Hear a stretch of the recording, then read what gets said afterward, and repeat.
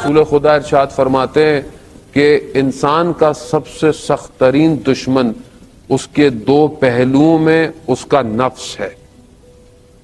یعنی نفس یعنی سول، انسان کا اپنا، یعنی انسان خود اپنا سب سے سخت ترین دشمن ہے. اب اگر آپ یہ دشمن کی ڈیفینیشن دیکھیں تو کتنے دشمن ہیں ایک انسان کے. اور یہ جو انسان سب سے زیادہ نقصان دیتا ہے وہ کون دیتا ہے؟ سب سے زیادہ خود نقصان دیتا ہے.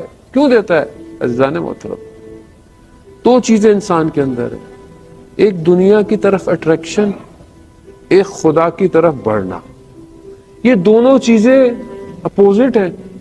اگر وہ دنیا کی طرف، دنیا کی چیزوں کی طرف اپنی ہر چیز کو پورا کرنے کے لیے بڑھتا ہے تو خدا سے دور ہو جاتا ہے، اور اگر خدا کی طرف بڑھتا ہے تو پھر دنیا اس سے چھٹتی ہے.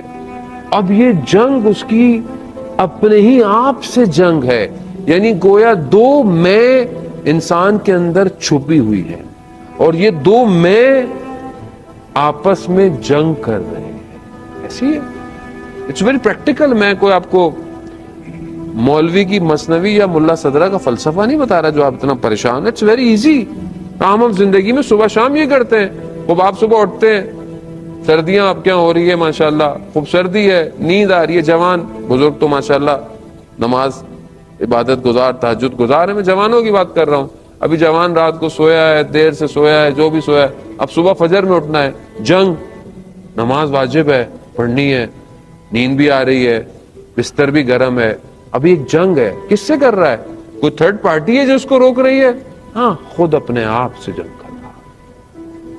کوئی چیز دیکھ رہا ہے جو ناشائستہ ہے، غلط ہے، نقصان دہ ہے آنکھوں کے لیے، نفس کے لیے، مگر اندر سے وجدان کہہ رہا ہے کہ نہ دیکھو، خدا ناراض ہو جائے گا. کس سے جنگ کر رہا ہے؟ اپنے آپ سے جنگ کر رہا ہے ہر روز. عزیزان محترم، ہم کیسے خدا کی طرف بڑھیں؟ بہت آسان فارمولا. اپنی خواہشات کو کم کرنا شروع کریں. خود بخود جو مانوی خواہشات ہیں وہ پیدا ہونا شروع ہو جائیں گی. خود آپ اپنے آپ سے دیکھیں. میں آپ سے سوال نہیں کر رہا، میں اپنے آپ سے سوال کر رہا ہوں. میں شب میں، ہفتے میں، ایک ویک میں کتنے دن رات کو گریا کرتا ہوں؟ کیا میری زندگی میں رات کو رونا ہے خدا کی بارگاہ میں؟ مناجات ہے؟ آپ نے دعائے کومیل پڑھی، مولا متقیان نے جو ہے وہ تعلیم فرمائی، حضرت خضر کی دعا ہے. یہ میں پڑھ لیتا ہوں، پوری پڑھ لیتا ہوں، لیکن میری آنکھ میں ایک بھی آنسو نہیں آتا. یا مناجات امیر المومنین ہے، یا ویسے ہے مناجات نہیں بھی پڑھوں ویسے خدا کی شب جمعہ ہے، مفاد الجناح میں کہ جو جوان شب جمعہ خدا کی بارگاہ میں استغفار کرے اور اس کی آنکھ سے آنسو ٹپکے، سمندر کی مچھلیاں اس کے لیے استغفار کرتی. تو یہ گریا میری زندگی میں ہے یا نہیں ہے؟ میں دیکھتا ہوں نہیں ہے. کیوں نہیں ہے؟ کیونکہ میں دنیا میں جس چیز کو دیکھتا ہوں دیکھتا رہتا ہوں. جو کھانا ہے کھا لیتا ہوں، جو سننا ہے یعنی گویا میں دنیا کی ہر چیز کو آکوپائی کر رہا ہوں. دنیا دار ہو گیا. اگر میں اس کو تھوڑا تھوڑا کم کروں تو مجھے محسوس ہو کہ شب میں رات کو اٹھ کر 2 رکعت نماز پڑھنے کی لذت کیا ہے، خدا کی بارگاہ میں سجدے میں گریہ کرنے کی لذت کیا ہے. تذکرۃ الاولیاء میں عطار نشاپوری جو ہے وہ ایک لوہار کا واقعہ لکھتے ہیں. بڑا عبادت گزار تھا، پرہیزگار تھا. ایک لڑکی آئی، کنیز تھی، اسے دیکھا، اس کو عاشق ہو گیا. اب ہر چیز کرا لیکن اس سے نہیں مل پایا. تو سنا کسی شہر میں ایک اور کوئی جادوگر رہتا ہے، وہ سارے عمل کر سکتا ہے. تو چلا گیا، اس تک پہنچ گیا. اس سے کہا کہ مجھے ایک لڑکی سے عشق ہو گیا ہے کہ مجھے اس کو حاصل کرنا ہے. تو اس نے اپنا جادو سے کچھ کیا تو اس نے نہیں ہوا. وہ کہا کہ تم نماز پڑھتے ہو؟ کہتا ہاں میں 5 وقت کی نماز پڑھتا ہوں. کہا اللہ کا ذکر کرتے ہو؟ کہتا ہاں میں اللہ کا ذکر کرتا ہوں، نیک کام کرتا ہوں.